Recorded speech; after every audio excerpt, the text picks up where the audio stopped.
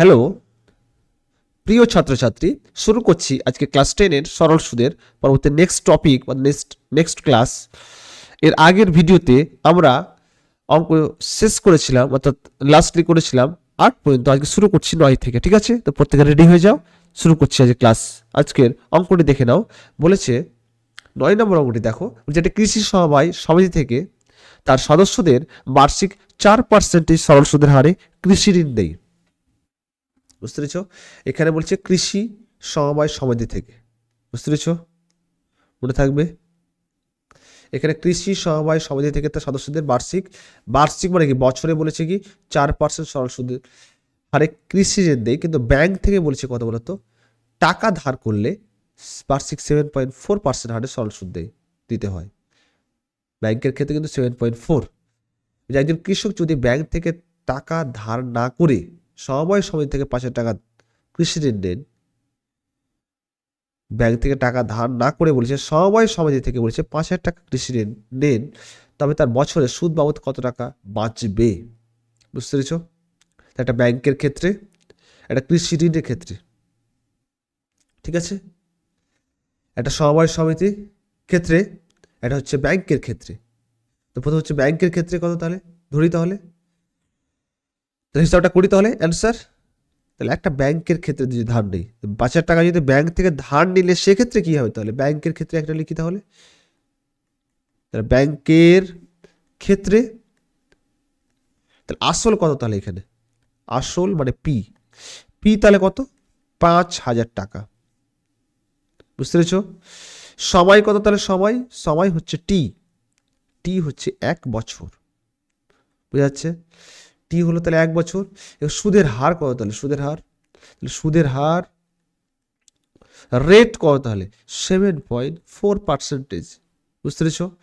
তাহলে এক্ষেত্রে সুদ কত হবে? তাহলে প্রত্যেকটা ক্ষেত্রে সুদ বের করতে হবে। একটা সমবায় সমিতি থেকে বের করবো, একটা যে ব্যাংক থেকে বের করবো, এবং কত টাকা বাঁচবে সেটা লাস্টলি হিসাব করতে মাইনাস করলে পেয়ে যাবো, ঠিক আছে? তাহলে সুদ হচ্ছে আই, আর আই মানে আমরা জানি কি PTR বাই 100। তাহলে P into T into R by কত, 100। তাহলে পি এর মান কি এখানে, তাহলে পি এর মান 5,000 টাকা, টি এর মান কি এখানে 1, আর এর মান কত 7.4 বাই কত হবে 100, ঠিক আছে? 10 উঠিয়ে দাও, 10 কাটবে তো নাকি বলো?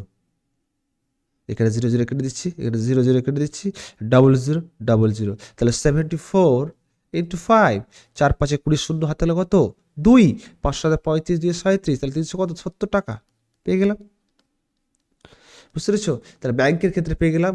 এবার আমরা পরবর্তী নেক্সট হচ্ছে সমবায় সমিতির ক্ষেত্রে তাহলে কত টাকা পাবো, তাহলে হিসাবটা করতে হবে আমাকে, ঠিক আছে? তাহলে পরবর্তী নেক্সট হচ্ছে সমবায় সমিতির ক্ষেত্রে,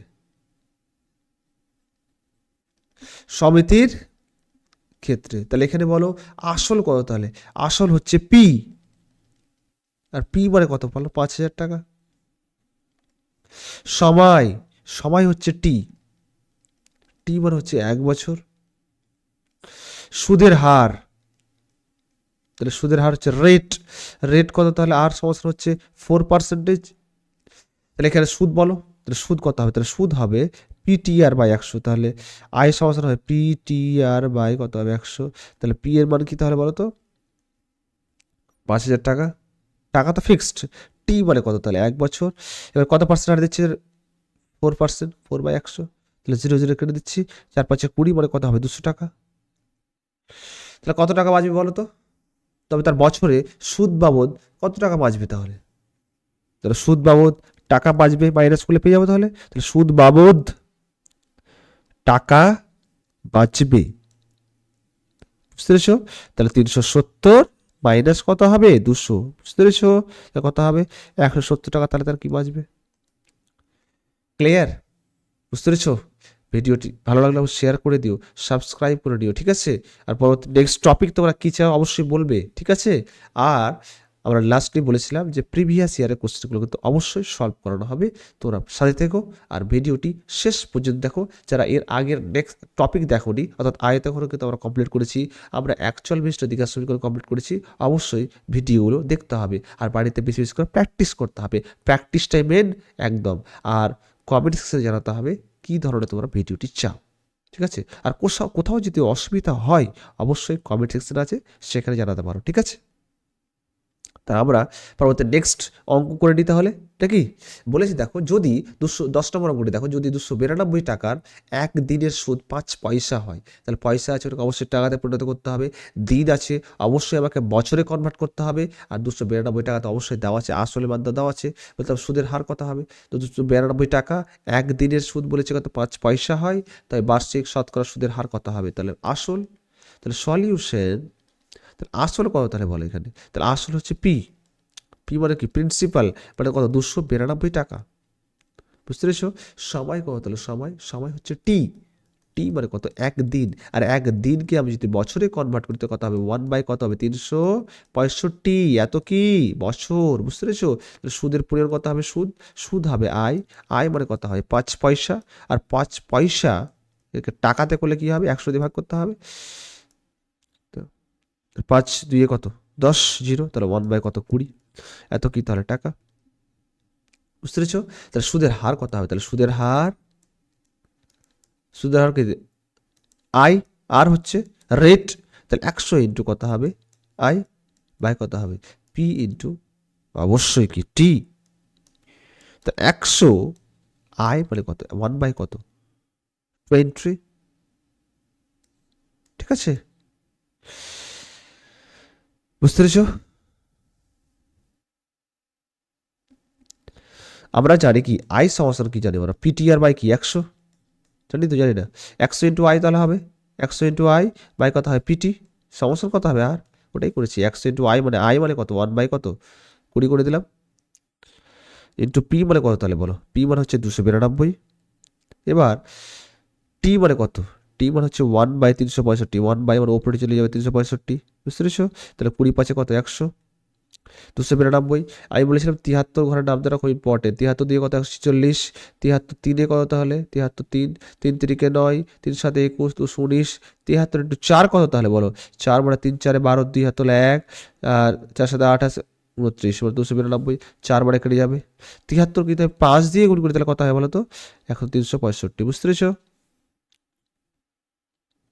তাহলে 5 5 কি তাহলে 25, তাহলে 25 বাই কি তাহলে 4, বুঝতে পেরেছো? তাহলে 4 4 6 24, 6 পূর্ণ 1/4, তাহলে বার্ষিক শতকরা সুদের হার তাহলে কত হয় বলো তো? বার্ষিক শতকরা সুদের হার হচ্ছে 6 পূর্ণ 1/4, বুঝতে পেরেছো? আর 73 ঘরের নামটা অবশ্যই তোমাদের মাস্ট বি মুখস্থ করতে হবে, খুব ইম্পর্টেন্ট, কাজে লাগছে সুদের ক্ষেত্রে একদম মোস্ট ইম্পর্টেন্ট। এই 73 ঘরের নামটা অবশ্যই তোমাদের জেনে রাখার দরকার, কাটাকাটির ক্ষেত্রে অবশ্যই সুবিধা হবে, সেই জন্য, বুঝতে পেরেছো? এটা আমি বলে দিচ্ছি। 73 ইন্টু 1 মানে 73, 73 কিন্তু 2 দিয়ে গুণ করে দিলে কত হবে? 140, 73 কে 3 দিয়ে গুণ করে দিলে 219, 73 কে 4 দিয়ে গুণ করলে 292, 73 কে 5 দিয়ে গুণ করলে কত? 365, বুঝতে পেরেছো? তো লাস্ট লাইন তাহলে আমরা অবশ্যই কি লিখবো বলতো? বার্ষিক সুদের হার কত বলো? 6 পূর্ণ 1/4, বুঝতে পারছো আমার কথা? এত পার্সেন্টেজ।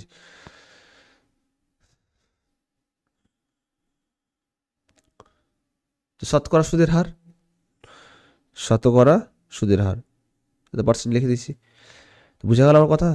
বস, বলো।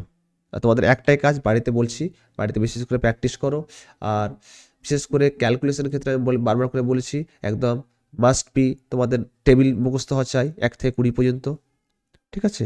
আমি আবার আবার আমি স্মরণ করে দিচ্ছি, ক্যালকুলেশন স্পিড বাড়ার জন্য, ক্যালকুলেশন স্পিড যদি বাড়াতে চাও তাহলে কী করতে হবে বলো তো? প্রথম হচ্ছে তোমাকে অবশ্যই 1 থেকে 20 পর্যন্ত যে টেবিল আছে, আমাদের নামতা আছে, অবশ্যই তোমাদের মুখস্থ করতে হবে। নেক্সট হচ্ছে 1 থেকে 32 পর্যন্ত বর্গ কী করতে হয়? মুখস্থ করতে হবে। নেক্সট হচ্ছে 1 থেকে 20 পর্যন্ত কিউব অর্থাৎ ঘন, অবশ্যই তোমাকে জেনে রাখা দরকার। আর লাস্টলি অ্যালজেব্রা ফর্মুলা, এগুলো তো মাস্ট বি, তোমাদের অবশ্যই মুখস্থ আছে, ক্লাস 7 পর্যন্ত পড়ে আসছো, এগুলো আবার তোমাকে মুখস্থ করতে হবে বা আবার তোমাকে দেখতে হবে, ঠিক আছে?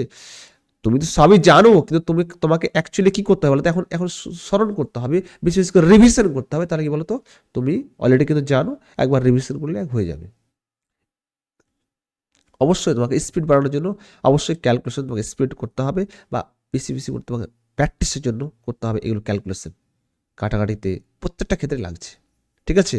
তো আজকে এই পর্যন্তই থাক, পরবর্তী নেক্সট ক্লাসে আমরা পরবর্তী নেক্সট অঙ্ক নিয়ে আসবো, ঠিক আছে? 10 পর্যন্ত করলাম, 11 থেকে স্টার্ট করবো। বাড়িতে বিশেষ করে পড়াশোনা করো, ঠিক আছে? মাধ্যমিক পরীক্ষা বুঝতে পারছো, একটা বড় পরীক্ষা, তোমার জীবনের প্রথম যে ধাপ স্টার্টিং হবে, বুঝতে পারছো? তো আজকে এই পর্যন্ত। যদি ভিডিওটি ভালো লাগে থাকে অবশ্যই শেয়ার করে দিও, সাবস্ক্রাইব করে নিও চ্যানেলটিকে। চ্যানেলের নাম সবার জানা, ম্যাথস বাই কি বলো তো, আবু বাক্কার, ঠিক আছে? ওকে, ধন্যবাদ, love you all, take care, by.